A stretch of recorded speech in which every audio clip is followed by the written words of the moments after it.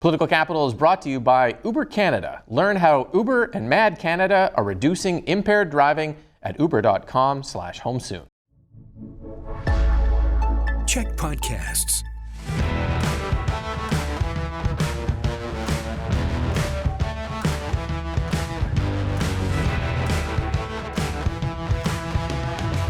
Hey everyone, and welcome to Political Capital, your source for all the latest in BC politics. I'm your host, Rob Shaw. The summer continues on, and so does BC politics. It is a very, very busy time in the political world. We have the Conservatives battling internal issues and attacks from their one BC rivals. We have the NDP government under fire for allowing BC ferries to contract with the government of China and cutting off medication to a 9-year-old girl with a fatal disease. We will get into that, and we will bring in the panel to walk us through all of this. Allie Blades, Jillian Oliver, and Jeff Ferrier are here, as always, each and every week. Thank you for being here.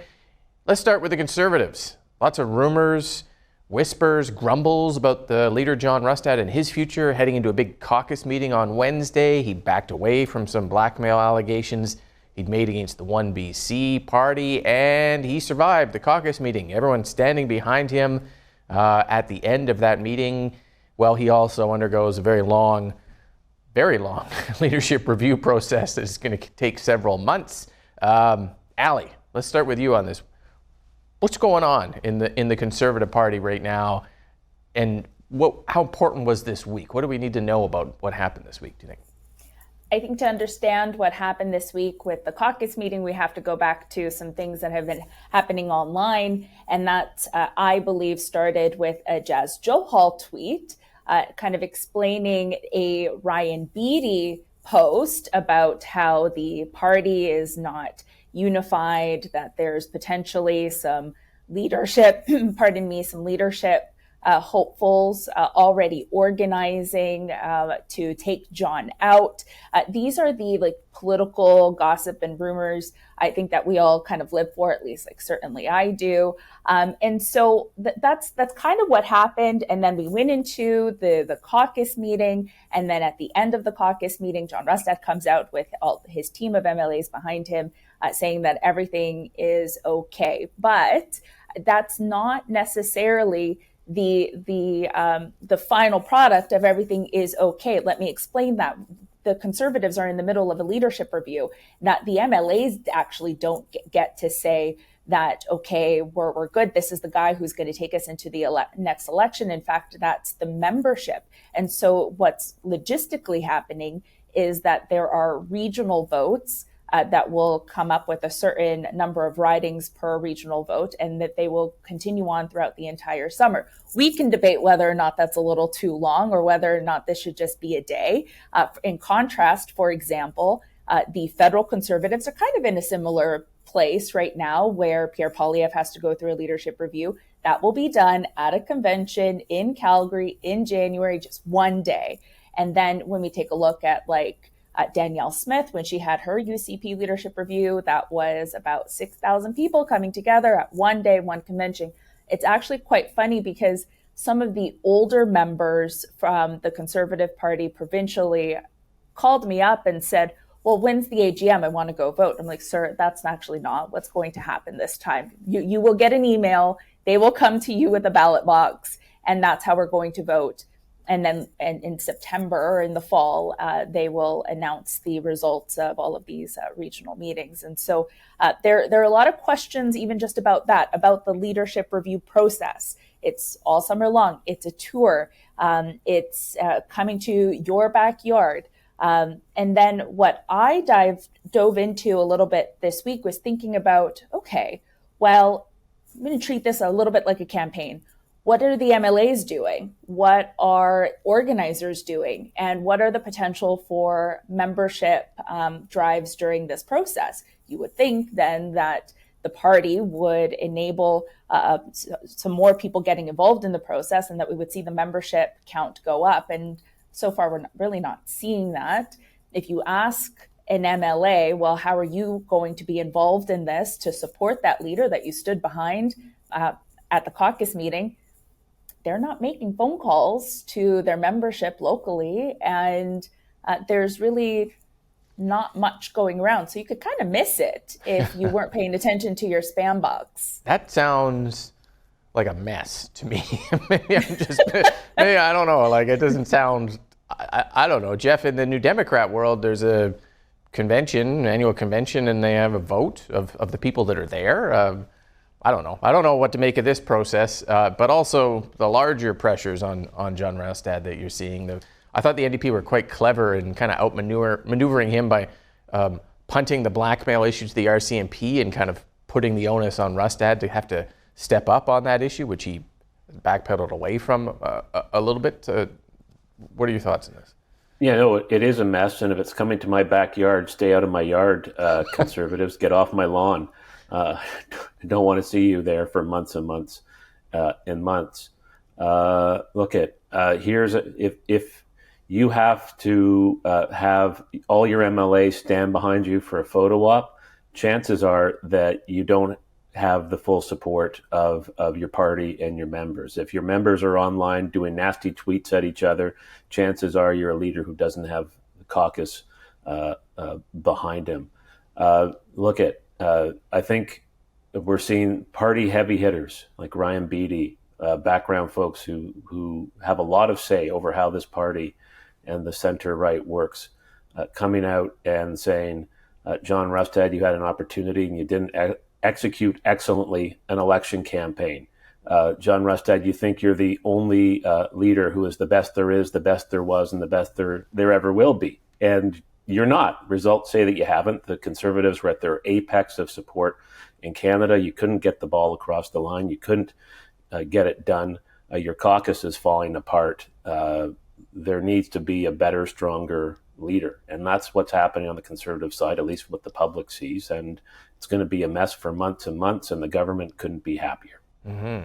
Yeah, good references there. I like that one. Don't know what you're talking about.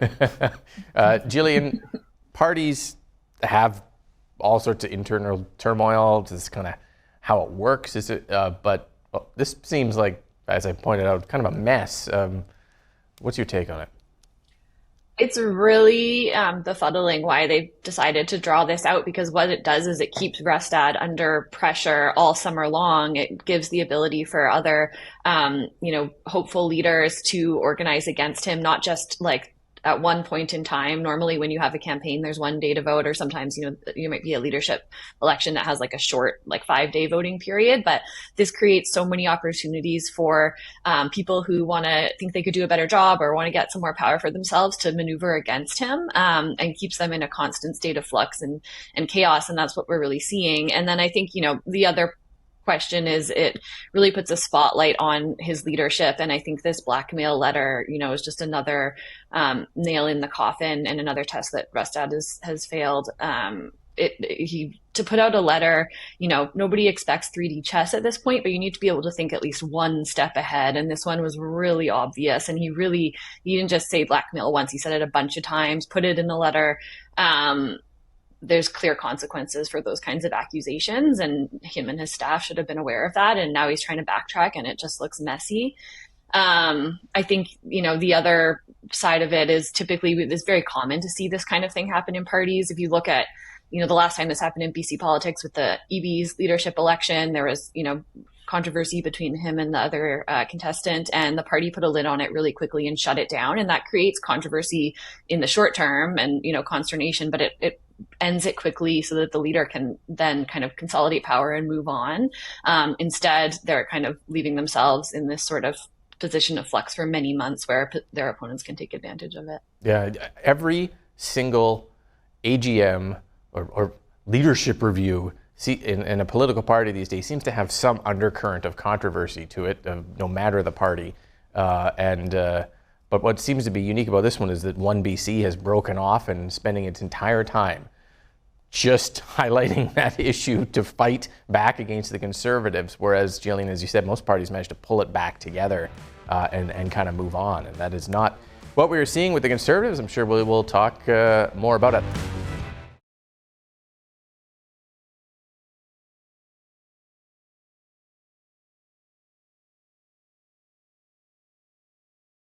I want to move on to another case, a high-profile but heartbreaking case of Charlie Pollock, the 9-year-old girl with a rare fatal disease whose medication to reduce her seizures and prolong her life has been pulled by the BC government. There were calls for the Premier to intervene here on some compassionate grounds. He said no. He said he wants to respect the drug experts who made this decision and they've concluded that the drug Brineura, which costs $1 million a year, won't make much of a clinical difference to Charlie due to the progression of her disease. So you have kind of the family and doctors on one side saying they see the benefits, the drug experts on the other side, science, politics, compassion, precedent, rules, principles. Jillian, let's stay with you on that. This is a very difficult case, but the discussion about it, what have you made on that, and what do you think about the pressure that the government is under here to do something? I think it's a surprising one for me. I think, I understand, especially when it comes to questions of healthcare, that the government really wants to lean on its internal experts and the process. But I think there's a lot of reasons in this case to make an exception. One, obviously, it being a child, and two, it being such a rare disease that there really isn't any precedent for. The reporting says that she's the only person known around the world to have been taken off this drug against her own doctor's advice. And there's questions around the drug. Some experts, some old data says that it doesn't work as well as the disease progresses, but other experts and their data says that it does. So I think that it's very surprising that the government has decided to double down on something where it seems like there's some room for an exception, especially in a time where the Premier has been shown that he's willing to make exceptions to rules when it comes to other issues like the Bill 15 and bypassing procedures on resource development projects. I don't know why they wouldn't make an exception in this case as well. Yeah, good points. Jeff, you've worked in the Ministry of Health. Can you just explain a little bit about maybe what government might be thinking here? There's principles at play, there's drug review policies, there's a bunch of things that are going on behind the scenes. Yeah, sure. This is, first of all, it's every parent's worst nightmare. And I fully expect for families and patients and doctors who are caring for them to advocate for them. And I think it's good that those folks are doing that. I also think that this is one of those clear examples of how working in the Ministry of Health as a politician is where you go to have your political career die. It's this fraught intersection of human desperation and clinical evidence. Like, ministers find themselves in this no man's land where you have emotional, high-profile personal stories meet the cold logic of therapeutic standards, expert recommendations, and limited public resources. Now, if it were simply about money, the government would pay the money. Folks in government would like nothing more than to have this issue go away. But there's this issue of precedent and what could happen to the province's ability to have clear standards for how drugs are covered financially in the province. Right now, these coverage is guided by clear standards established through rigorous evidence-based processes. And this ensures treatments funded by the public actually work as determined by independent medical experts and not individual doctors and advocacy groups who are advocates and play an important role in these decisions, but they're advocates. And once politicians start to overrule criteria and standards on an ad hoc basis, on a case-by-case basis, the door opens to arbitrary decision-making on these issues and to lobbying pressure from pharmaceutical companies eager to bypass scientific review to sell their drugs. And that risks turning the system from, one based on efficacy to one governed by politics. And that's not something that serves the public well. Yeah. So the government is not choosing to ignore suffering. It's not heartless, which has been the claims of everyone around this issue. I think it's about upholding a principle that public drug funding should be grounded in science, and and the government is losing on this argument. Folks' emotions are running high, and the point is, how could government do this to a person and their family. And it's a fair question. And I think it's just, again, that matter of the principle of decisions about public health dollars, where they go, being based on science and evidence, peer-reviewed information. Yeah. No, that's a good perspective. Allie, what do you think? What both Jeff and Jillian are saying is absolutely right. And I think, just to summarize a little bit of what Jeff is saying, I think what you're trying to say, Jeff, is that there's like this technical side versus the compassionate side. And that the technical side is really what's going to ensure that this precedent, it doesn't create a monster. And that's a hard place to be in. Like, no one can look at this story and not feel something. And that's why we're all talking about it. You know, certainly opposition is leveraging this in a way so that they can be seen as the advocate on the other side. Technically unfair, though, because really, what can the government do? Because it's exactly this, what Jillian was saying. Once you create that precedent, then who knows what's going to happen? And that they do this for a reason. And to Jeff's point, it's a losing situation for government. There is, how do you win this? And so you absolutely can't. But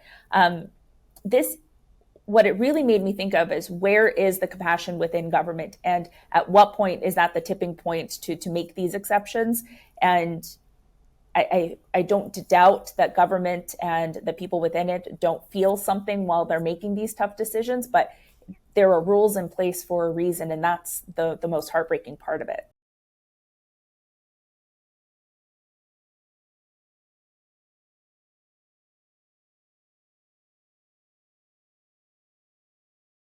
I do think that there is an extraordinary and unique part of this case that Jillian touched upon, a 9-year-old girl, the only one in BC with this disease, the first in Canada, perhaps the world, to ever be cut off from this medication using the criteria. It is such an ultra-rare disease with so few patients. You think that there would be extra emphasis put on the family doctor who sees that real world day to day, rather than, and I've read the Canada Drug Agency review, sometimes incomplete data on how rare this is, including how to discontinue it.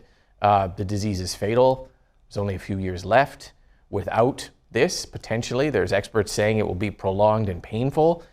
I think there's enough there, without undermining the precedent, to say that there's some sort of unique, rare, special, compassionate grounds here, without blowing the system up, and all of the good points that have been made about, we don't want politicians picking and choosing who gets drugs. But at the same time, we don't want a system run by bureaucrats who can't move any of their decisions ever because of the technical wording of the rules. And that's not how government works either. Every day, government finds ways to reapply rules in more fair and compassionate ways. That's what MLAs do. They help their constituents navigate this. So those are my thoughts. I think the government should reverse it and give Charlie her drugs, and I don't think they should have. I think the real mark on this is against the health minister for letting this get this far and not finding a way to do this quietly behind the scenes and get it done, like happens all the time in government. But that's yeah. Can I make one point real quick? Yeah, make one. I think a well-articulated argument, and I think everyone has really added to this debate, which is a complex one. I think if there's one place where the government's argument and the Canada Drug Agency's argument is weak, and where the other side could make a technical argument, is that the sample size of the studies would be really, really small, and making firm decisions on a small sample size. We see it in political polling. We say like there's it's a small sample size. I'm also surprised that there's been, no discussion about the pharma company. If I were the pharma company and I were convinced that this drug would provide a better quality of life for the individual, that it would prolong their life, that would lead to greater dignity, why wouldn't they, on a compassionate ground, provide the drug to her as a case study that proves the efficacy of the therapy? And I know that I'm not trying to get government off the hook here. So it's fundamentally a question about what government should do. But you would think that if the company that actually manufactures and sells the medication really believed in it, they would use a high-profile situation like this to prove it. Yeah, we have seen that in the past, right? There's often big pharma companies that do apply compassionate grounds to cases and waive their fees. This is not a drug that, even if they go funded $1 million a year, it has to be applied through your brain, through the skull cap into your brain fluid. So it's not something you could do at home. But you're right, that's part of it too. And I think sometimes behind the scenes, government's able to leverage drug companies to come to better solutions when they're doing business with the government. Just to close off on this, Jillian and Allie, do you think the Conservatives and the opposition, I haven't really seen the Greens talk about this, do you think they should continue to push this subject the way that they have as I think the Conservatives have called it heartless and evil at one point? Is that a good use of the discussion, and is that going to accomplish anything, do you think, just to either of you? I think they need to be careful about over politicizing it. I think that this is one of those issues where it's not like one that you want to be like really trying to score political points on. I think, supporting healthcare advocates and supporting the family is one thing, but yeah, I think it's Jeff and Allie both articulated why it's so challenging for governments to make these decisions. And as opposition, you want to be seen as the government in waiting. And I think they have to be careful about the way that they're going about it, for sure. Yeah. Allie, any final The thoughts? carefulness comes with an expiration date of how they're advocating for it in the way that they are, right? Those comments about being heartless can only stand for so long unless they come up with other solutions. Maybe, some of those listening can take Jeff's point of that's another way to advocate for this family, but to just pin it on the government as a failure isn't really going to help their case. And so it only can work up until a certain point. Yeah. Well, we will see. I think there's some deadlines coming up on this case that will cause the Premier and others to get asked again about it.